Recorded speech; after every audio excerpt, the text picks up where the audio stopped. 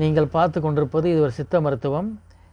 மூலத்தினால் வருகிறதான மூலவியாதினால் அவதிப்படுறவங்களுக்கு ஒரு நல்லதான மருத்துவ குறிப்பாக நம்ம பார்க்க போகிறோம்.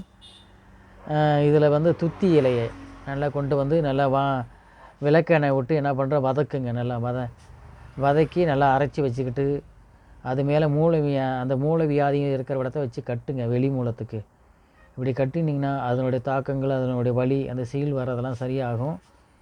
இது ஒரு சின்னதான மருத்துவ குறிப்பு தான். துத்தி இலையை என்ன பண்ணணும், விளக்கெண்ணெய் விட்டு நல்லா வதக்கணும். வதக்கி நல்லா அரைச்சி அவர் துணியால் வச்சு கட்டினீங்கன்னா உங்களுக்கு மூல நோய் சரியாகும். ஒரு சின்னதான ஒரு மருத்துவ குறிப்பு, நீங்கள் பார்த்து பயனடையலாம்.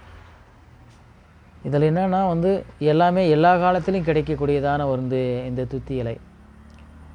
மற்ற இதிலலாம் வந்து நீங்கள் பார்க்க போனீங்கன்னா கிடைக்கிறதே கஷ்டம். ஒவ்வொரு மூலிகையும் நம்ம தேடி தேடி அலையணும். துத்தி இலையை சாதாரணமாக வந்து ரோட்டோரமாக இருக்கக்கூடியது, எங்கே நீர் இருக்குதோ தண்ணி இருக்கிற இடத்துல வந்து கிடைக்கக்கூடியதான துத்தி இலை.